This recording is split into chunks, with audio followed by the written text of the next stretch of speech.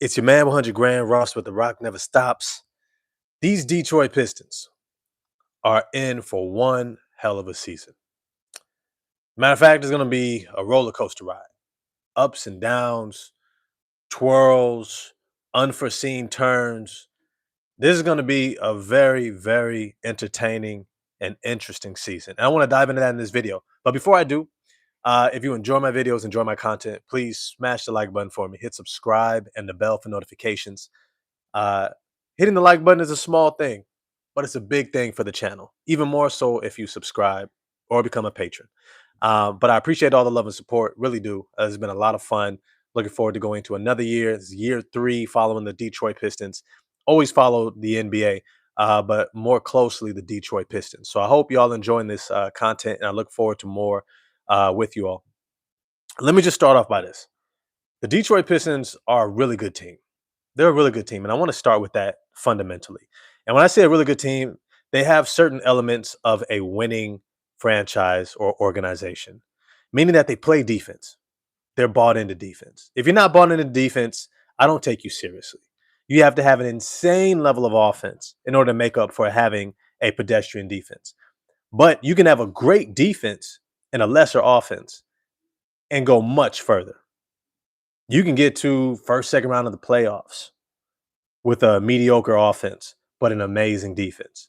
Versus the other way around, you can have a great offense, but then when it comes to the defensive side of things, if you're not at least mid, you're not going to go far. You're probably going to get to the play in at best. Now, the Detroit Pistons. Let me just start off with it starts and ends with Cade Cunningham. This season is all about him. He's our MVP candidate. I think he has the potential to be a top 3 to top 5 MVP player this season. That means with Luka, Anthony Edwards, Victor Wembanyama, which are probably the more clear-cut candidates right there at the top. And then you got other people like Stephen Curry. Don't leave out guys like Jaylen Brown, depending upon how well the Boston Celtics play. If they stay healthy, they could be a top 5 seed. Giannis Antetokounmpo, he's right there as well. But Cade Cunningham is different. And when I say different, even amongst the best players of the league, his combination of offense and defense, I'd probably say the only one who's probably close to him is Anthony Edwards, playing on both sides of the ball. Giannis Antetokounmpo is also dominant on both sides of the ball. And I forgot to shout out Jokic as well. But Cade Cunningham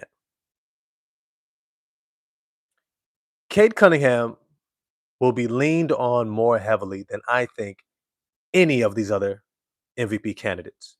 More than SGA, more than Jokic, more than Ant-Man, more than Giannis. Though Giannis will be close.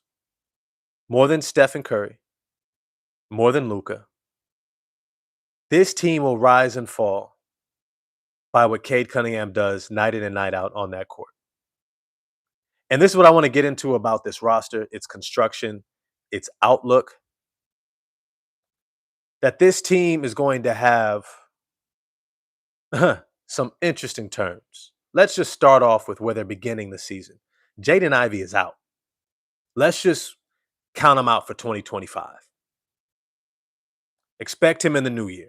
That's where I would anticipate seeing Jaden Ivey return. It's 4 weeks until the reevaluation, right? That means all you're basically doing is resting and rehabbing. That's it. And then if everything goes as planned, let's start ramping you up and getting you ready for competition. Not regular basketball competition. Not like we play regular basketball. We go to the gym, even if you're in your 20s, you're playing regular basketball. You might play 4 or 5 games in a row. You're on a win streak. That's not NBA basketball. That's not even college. That's not even NCAA. That's not even G League.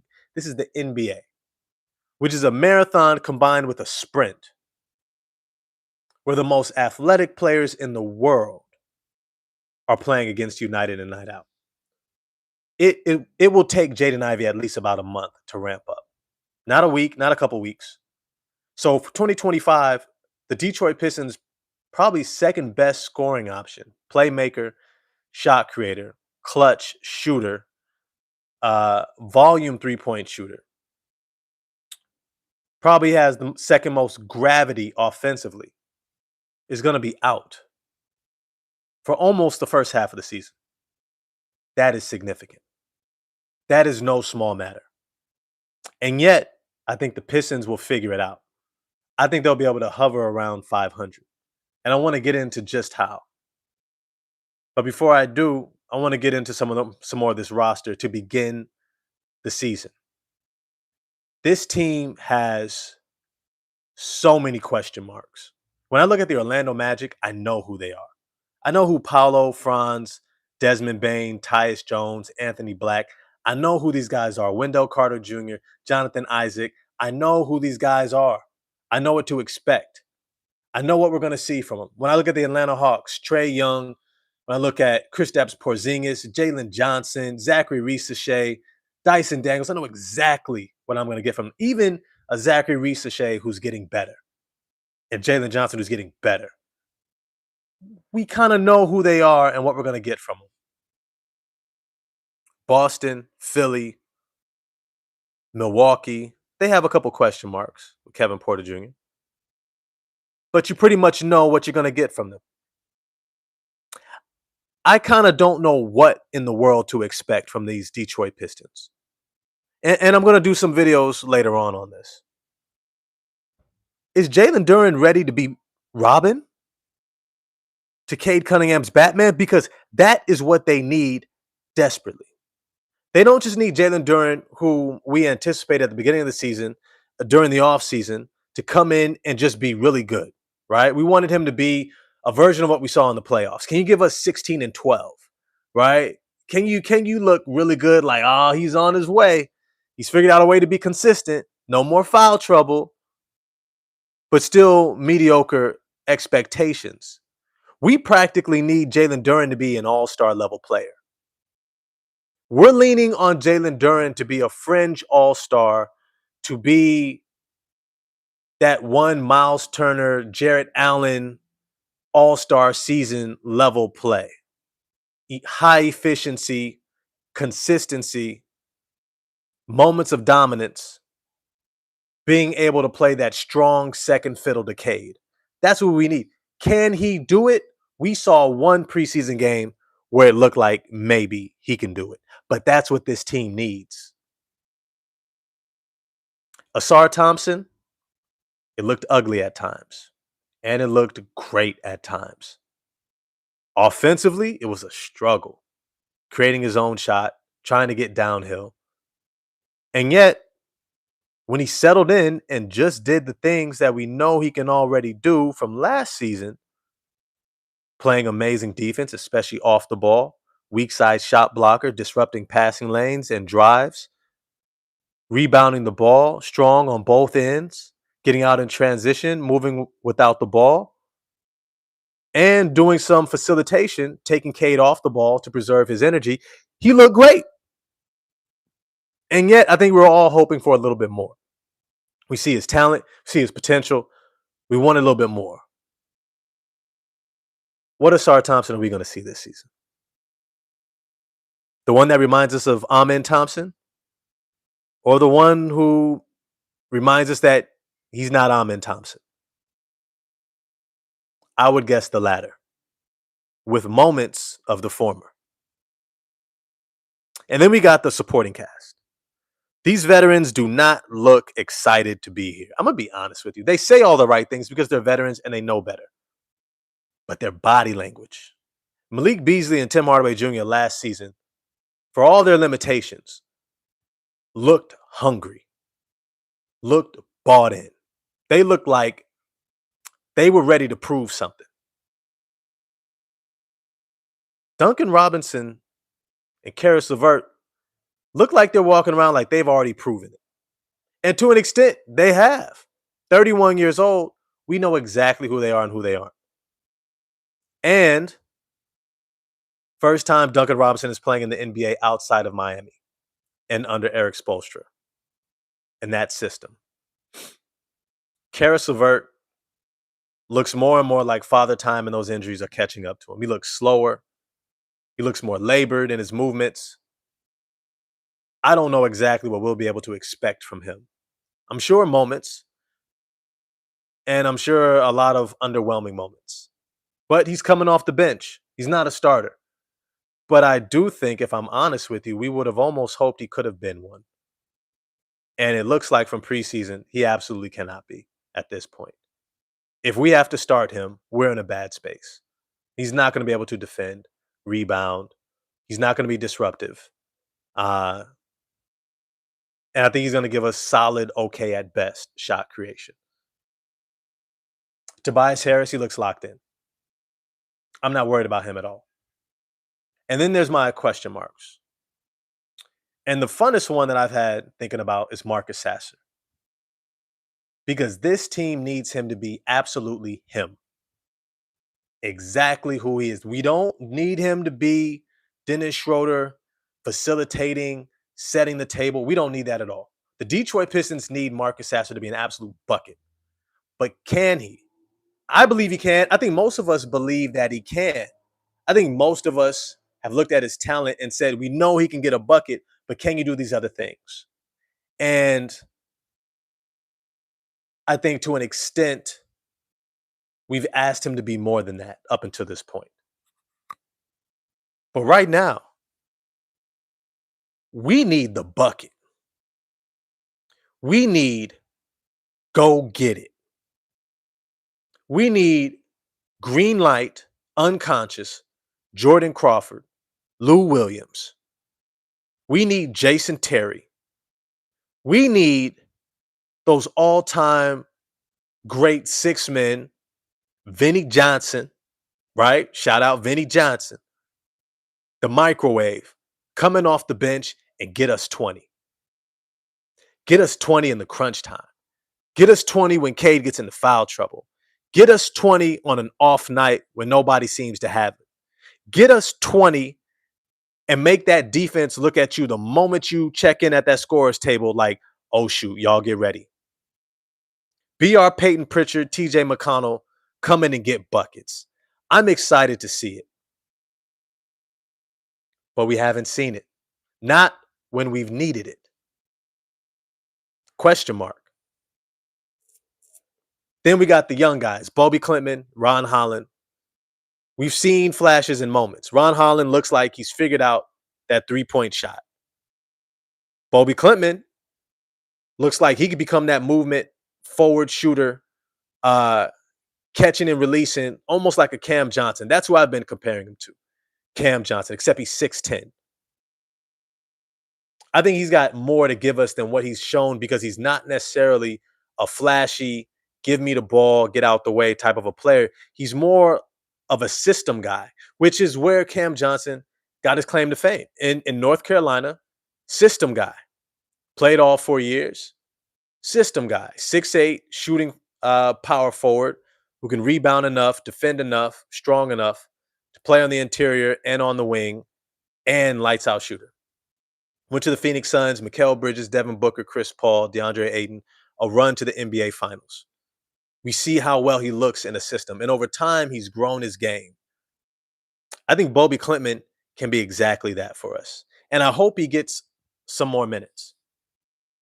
And with the Ivy injury, I can completely see him being inserted next to Isaiah Stewart, bumping down Ron Holland next to Karis LeVert and Marcus Sasser, starting Duncan Robinson. This could be a blessing in disguise, but it's going to have its growing pains. It's going to have its ups and downs. It's going to have the type of season where we don't know what we're going to get. We're going to have flashes where we beat teams that we shouldn't beat, and we're going to be like, wow, we did that. And then we're going to see us struggle against teams that we're like, we should be able to beat them. Why are we struggling against the Heat? Why are we struggling against the Wizards like in preseason? There's going to be a lot placed on Cade Cunningham's shoulders. There's going to be a lot placed on JB Bickerstaff's shoulders trying to figure out how to maximize this roster because I don't know if he'll be able to lean on the veterans this year as he was able to last year. Mega Hustler, I appreciate seeing you in the chat. I don't think that Paul Reed is as much of an X factor. I know JB Bickerstaff wants to go big, but I think Paul Reed's going to be a break in case of emergency. Even though he's had a great preseason, I just don't think he shoots it well enough.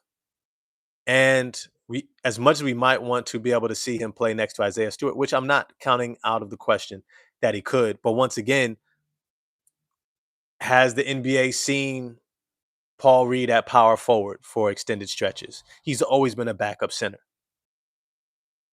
All right. Is he skilled enough to play that role? Or maybe he's backup center and Isaiah Stewart is the power forward. He's shown the shooting, little bit of playmaking off the bounce, passes, right? Maybe that's what it is, but we haven't seen it, right? And I see y'all in the chat. Y'all like Dennis Jenkins. I'm gonna be honest with you. Dennis Jenkins looked like he was really, really, really good in preseason when he was playing against third string, fourth string backups, G leaguers. That's when he looked his best. When he was out there with the starters, he looked really uncertain of himself. I'm not saying he can't get there. His shot, his three-point shooting looks pure, looks good. I'm sold on it. I like it. His little step back jumper, I like it. He does facilitate well. The problem is that he's somebody that is going to slow down the offense because a defense would know if I force the ball to him, he'll hesitate. If I force the ball to him and put him in a position where he has to get the team 20, he's going to hesitate because mentally he's not in that space yet. Because if I'm honest with you, I don't think there's levels to this, right? There's levels. There are some guys I think of like back in the day, Marcus Thornton played, I think, at Florida State, played for the Sacramento Kings, maybe played for the Boston Celtics also. But he was an undersized shooting guard, 6'2". But his confidence was Kobe. It was Kobe. It was Melo, Carmelo, not LaMelo. But that level of confidence. And it didn't matter if you put him out there at the end of a game, at the beginning of the game, in the middle of the game, he was going to shoot that thing. He knew exactly who he was. Dennis Jenkins doesn't have that level of confidence. Marcus Sasser is close. Jaden Ivey is there, that level of confidence. Cade Cunningham for sure. All-time great level of confidence, and he should have it. Dennis Jenkins hesitates. Because I told y'all throughout the offseason, it's a big jump to go from G League to expectations on the main roster.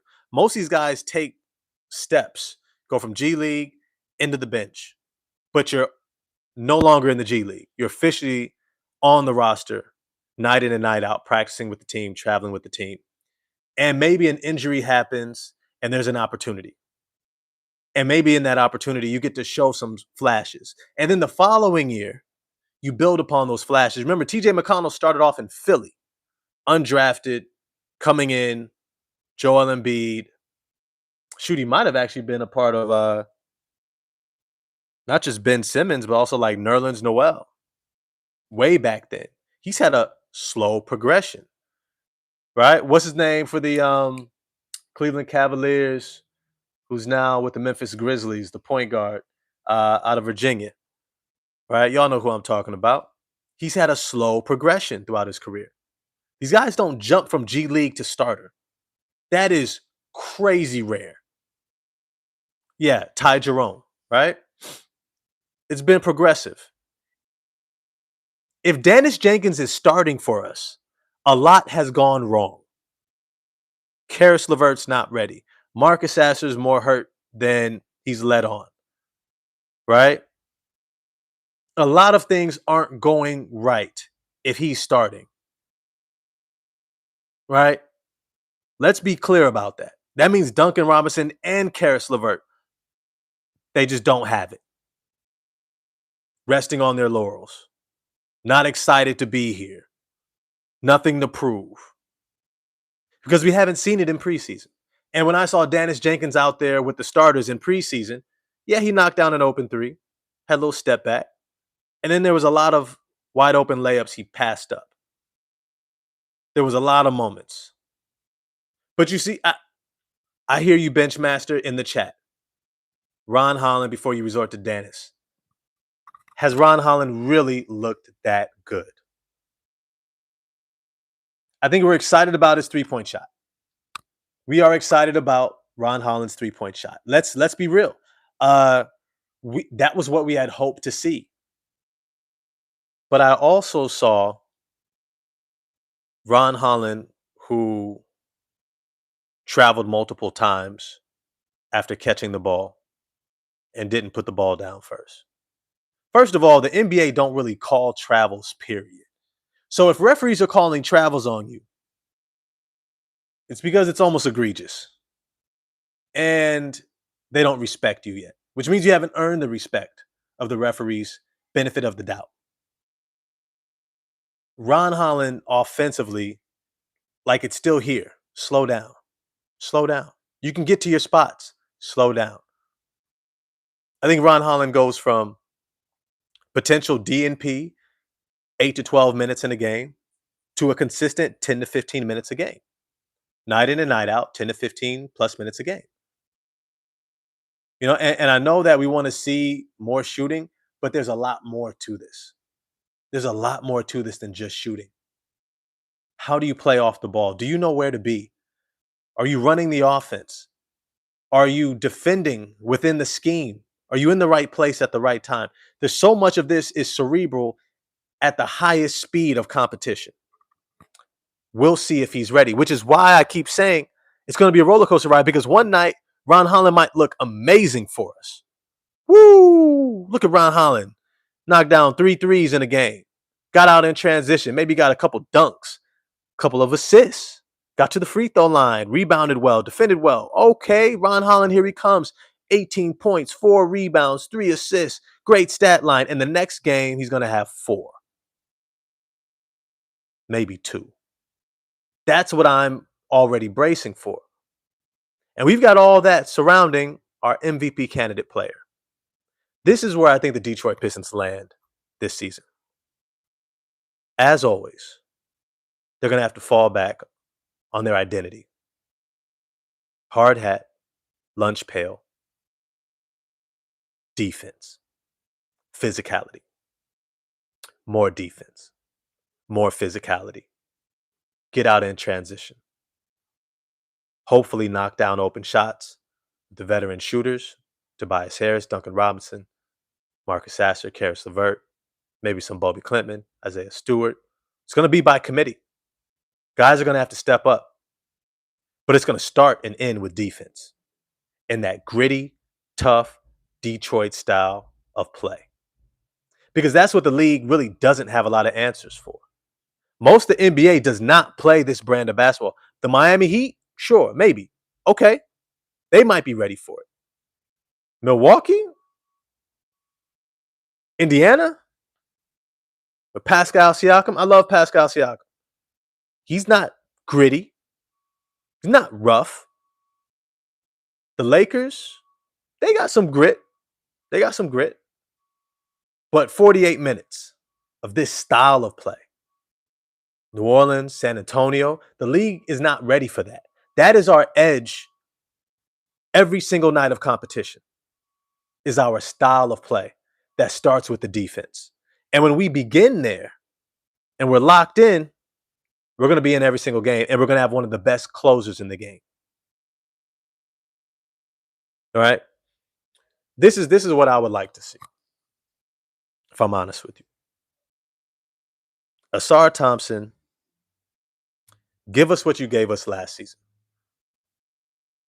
Because if Asar Thompson is that level of demon on defense, especially when he's off ball,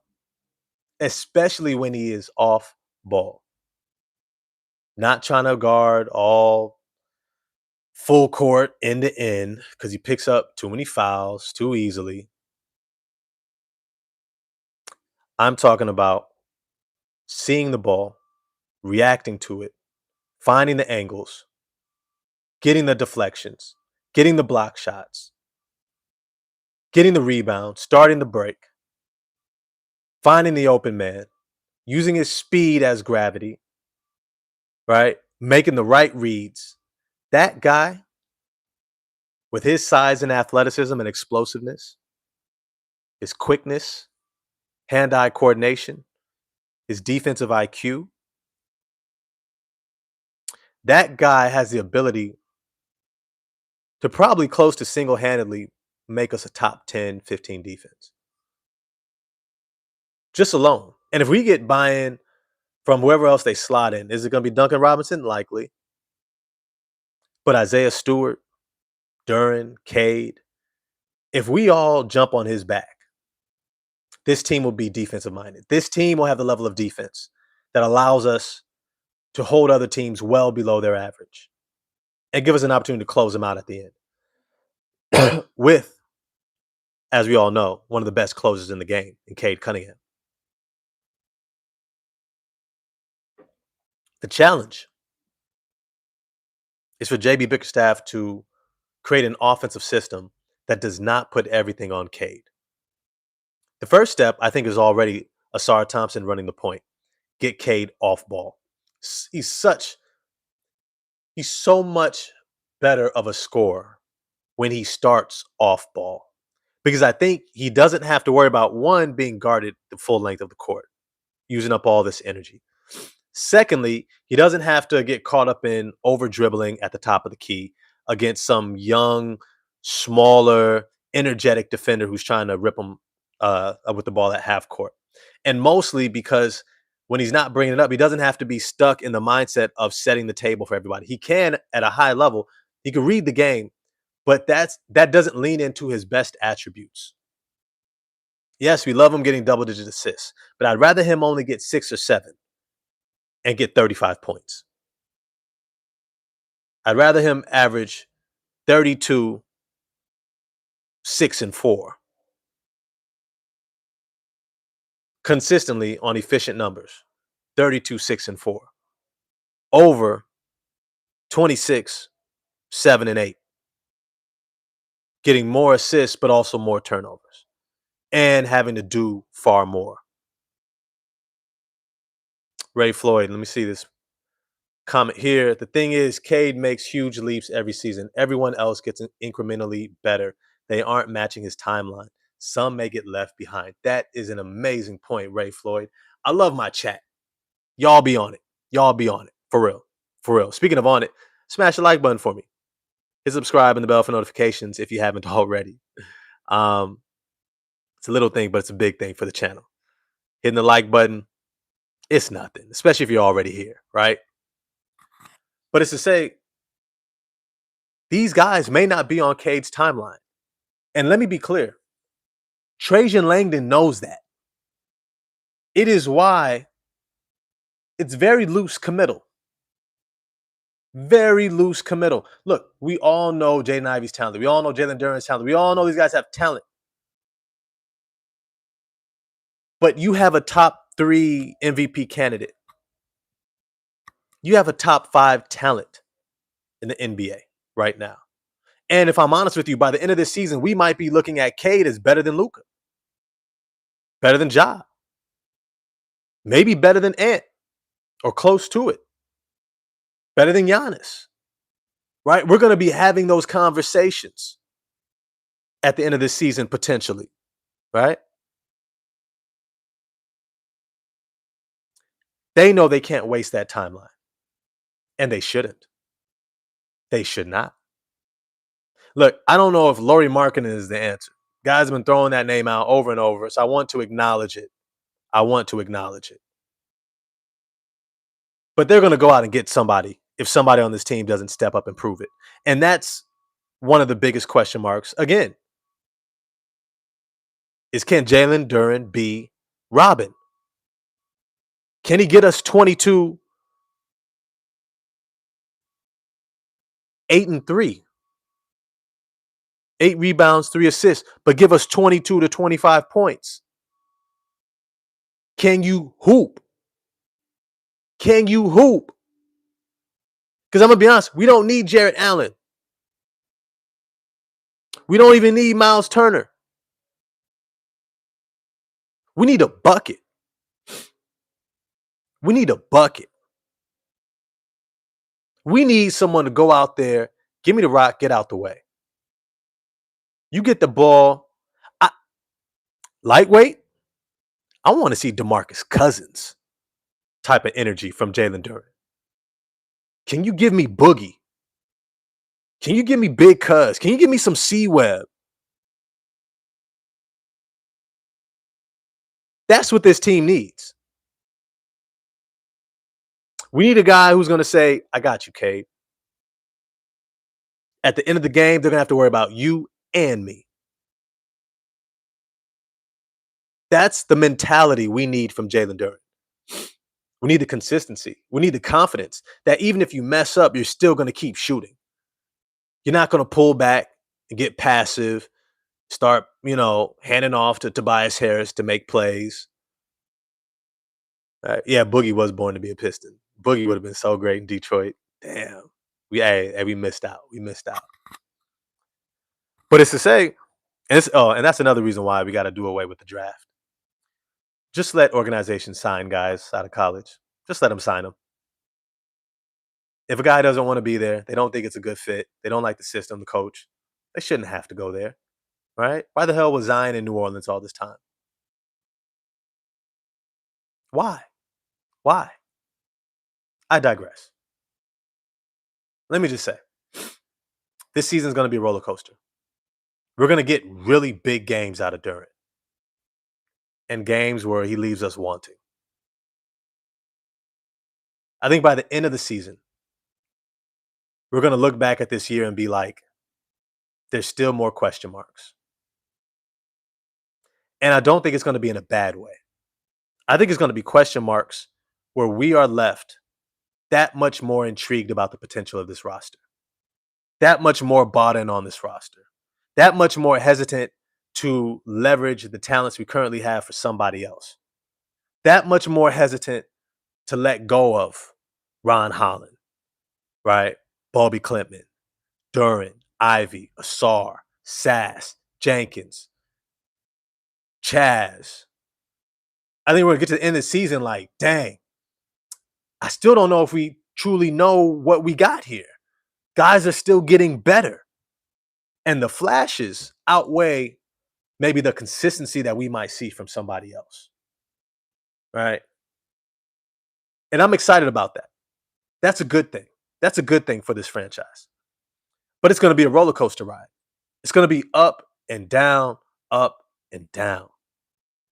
But it's going to be one hell of a year. Look, the season starts on, I think, Wednesday against the Chicago Bulls, against Matas Buzelis, Patrick Williams, Josh Giddey, Kobe White, Vucevic. That's a team that's still figuring things out.